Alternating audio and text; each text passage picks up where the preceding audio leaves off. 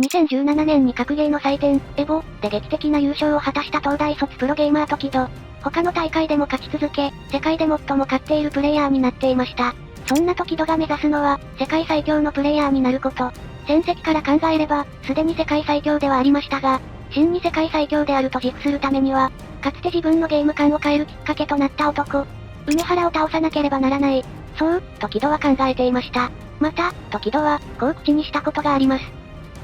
梅原は格ゲーの歴史そのもの、だと。格闘ゲームは、1対1で戦う対戦ゲームです。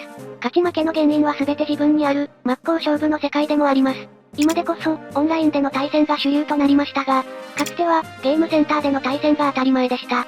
格闘ゲームのルーツは、1991年稼働のスト2。格ゲーに魅了された男たちは、ゲーセンに通うようになりました。対戦相手は目の前に座るプレイヤーです。e スポーツとして広まった現在では、無数の相手に対して高い勝率を出し、トーナメントで活躍することが重視されています。一方ゲーセン時代で重要なことは、目の前の相手を倒すことでした。目の前のライバルを倒し、また新たなライバルを倒していく。まだインターネットも普及していなかった時代、世の中にどれだけ強い人がいるかはわからないですし、自分がどれくらい強いかもわかりませんでした。目の前の相手を倒すことでのみ、自分の強さが証明される世界でした。そんな世界に迷い込んだ一人、梅原。後に格ゲーの世界を切り開くことになる男です。梅原は小学生の時にゲームに魅了され、のめり込んでいきました。その熱は決して冷めることはなく、中学生になり同級生が部活に打ち込んでいても、彼はゲームに打ち込んでいました。気がつけば、同級生とは話が合わなくなります。同級生が高校受験に集中している時も、高校生となり、周りのみんなが青春を過ごしている時も、梅原はゲームに一筋だったと言います。やはり、学校には馴染みません。気がつけば学校に通う年齢ですらなくなっていました。フリーター時代がしばらく続きますが、バイトが長続きすることもなかったそうです。ゲームの世界に没入し、栄光を手にすればするほど、世間では弱い存在になりました。梅原が進む道は、ゲームの一本道でした。気がつけば他の道はありませんでした。そしてゲームの世界の道は、行き止まりでした。当時はプロゲーマーという概念が、ほぼ存在すらしない時代です。それでも、道がどこかに続いていないかと四苦八苦していたところ、後にその道が世間に認められ、日本初のプロゲーマーとなります。トキド。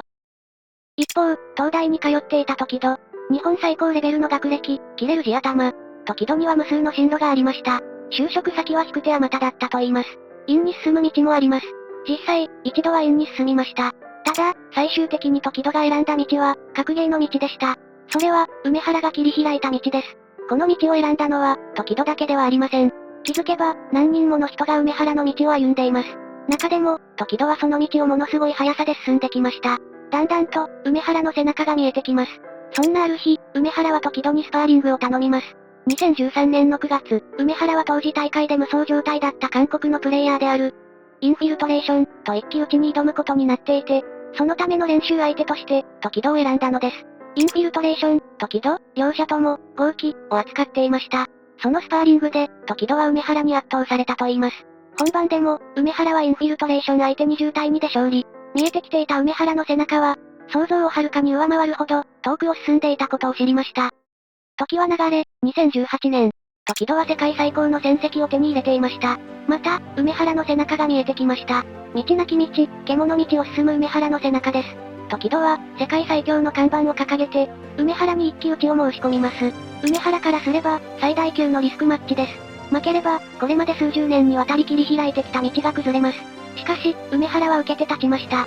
幼い頃からゲーセンで挑戦を受け続けてきた本能が、彼を駆り立てたのかもしれません。無数の道から、格ゲーの道を選んだトキド。道なき道、獣道を切り開いてきた梅原。ゲーセンで育ってきた両者、互いを最大のライバルと認め、支流を決する戦いに臨みます。開催は、2018年3月10日。会場はゲームセンター。勝負の名前は、獣道。二人にとっても、格ゲー界にとっても特別すぎる一戦。多くの格ゲーファンが思ったでしょう。トキドに勝ってほしい。そして、梅原に負けてほしくない、と。日本の格ゲー平均レベルは世界最高と言われています。ただ、海外大会に赴けるプレイヤーは一握りです。自力で実力を世界に示す機会は、あまりないのです。世界で活躍してくれるトキドは、日本のレベルの高さを、自分たちに代わって証明してくれている。そんな風に思う国内の格ゲーマーは多かったでしょう。だからこそ、トキドには活躍してほしいと感じるのです。一方で梅原は日本の格ゲーマーの誇りです。原点であり、頂点であってほしいのです。梅原に負けは似合いません。矛盾する思いが交錯します。時戸に勝ってほしい。でも、梅原に負けてほしくない。そんな葛藤を多くの各ゲーマーが抱えたまま、プライドだけをかけた、世紀の一戦が始まろうとしていました。試合前のインタビュー、冗談めいて、強いです、と話す梅原。一方の時戸、引き迫る表情で話していました。声はかすかに震えています。緊張か、はたまた武者震いか。ここで試合形式をおさらいします。入念な準備期間を設けての、10試合選手です。格ゲーにおける10試合選手は長期戦であり、長期戦は自力が問われる形式です。運の要素はないと言ってもいいでしょう。敗者に言い訳の余地は残されていません。そして、主要キャラクター、梅原が、ガイル。時戸は、豪気、です。ガイルは、リーチの長い技が多く、最強の飛び道具、ソニックブーム、を持ちます。一方で一撃のダメージは高くはありません。試合をコントロールし、相手の体力を少しずつ削るキャラです。豪気は、技のリーチや飛び道具の性能ではガイルに劣ります。ただ、一撃のダメージは高く、攻め手が豊富なキャラ。砂漠ガイル、追い詰める豪気、という構図になる組み合わせです。緊張感がひしひしと伝わる中、世紀の一戦は開幕します。1試合目、注目の第1ラウンドの開始、しゃがみ状態が強力とされるガイルですが、まさかのニュートラルでスタートする梅原。早くも梅原が用意した攻略の片鱗が垣間見えます。そして、梅原優勢、勝負手とも言える防御手段、無敵技である EX サマーで梅原がラウンドを先取します。当たれば勝ち、読まれれば負けとなる選択肢です。普通は奥の手として温存する大胆な選択肢ですが、大胆な選択肢も見せなければ、相手に警戒させることもできません。10試合を取るためのプランを示すかのような一撃でした。2ラウンド目、時戸が世界を取った攻めを見せます。このラウンドは、時戸。しかし3ラウンド目で、梅原。下がりながら戦うのが主流であるはずのガイルで、前に出るアグレッシブさを見せました。豪気の勝ちプランである、画面端への追い詰め、を封じる対策です。この戦法が機能し3ラウンド目を取り、第1試合は梅原のものとなりました。さらに2試合目も梅原ペース。連続で試合を取ります。とはいえ、試合はまだ序盤。勝負はこれからです。時戸の表情からは、気迫を感じます。一方の梅原は冷静さを保つかのように、落ち着いた表情です。そして、額にはじんわりと汗が。梅原は極度の集中状態に入ると、体温が高まり、汗をかくと言います。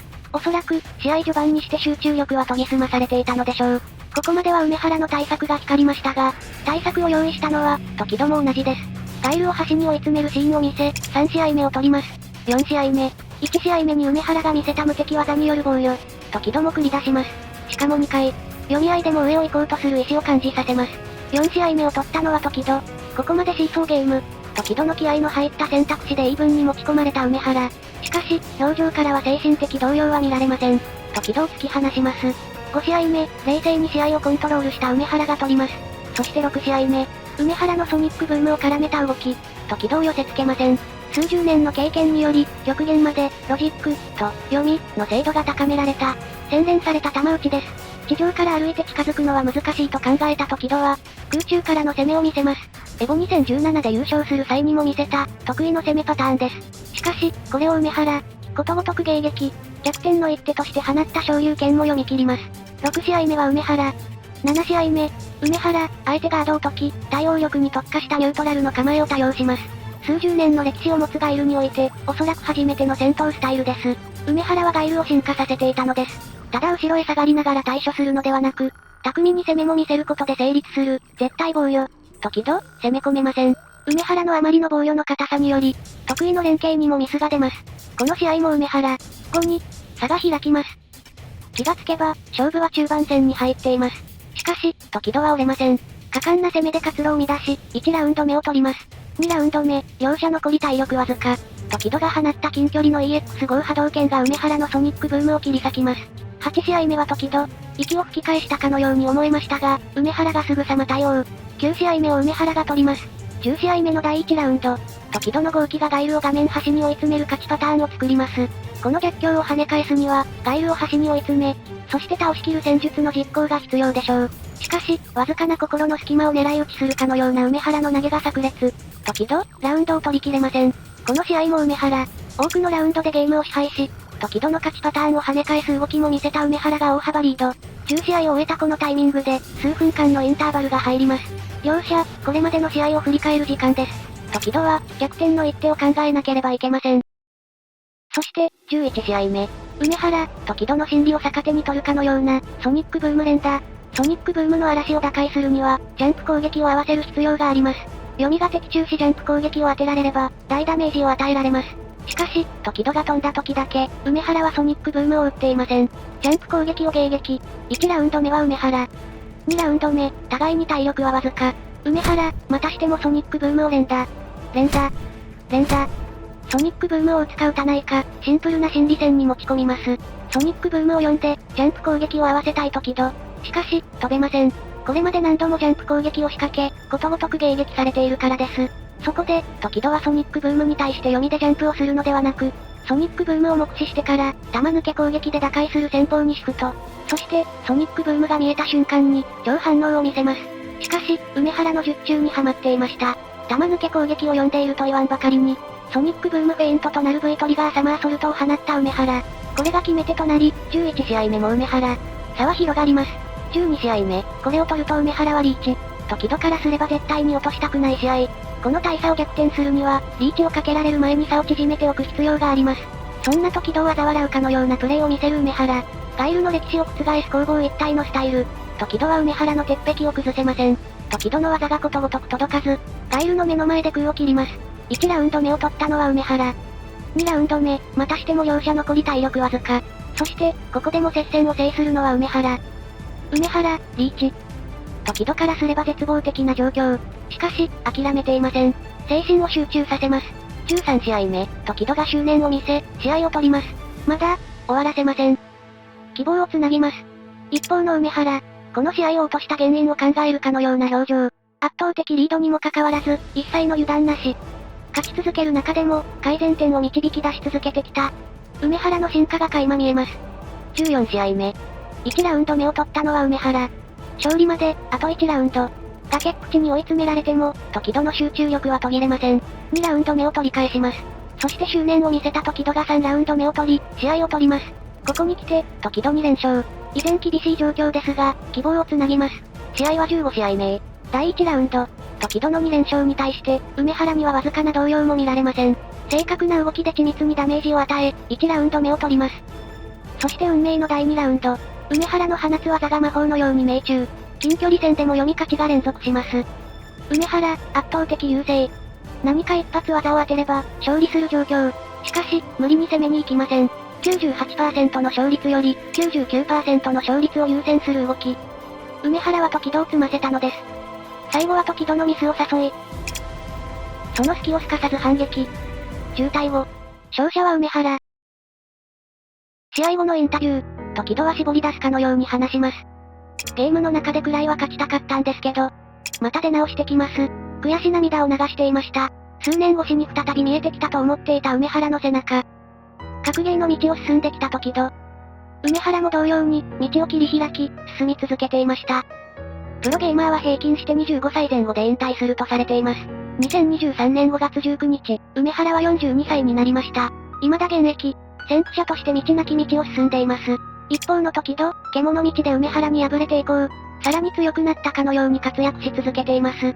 獣道、梅原 VS 時戸は、皆既日食のように様々な条件が整った結果実現した一戦です。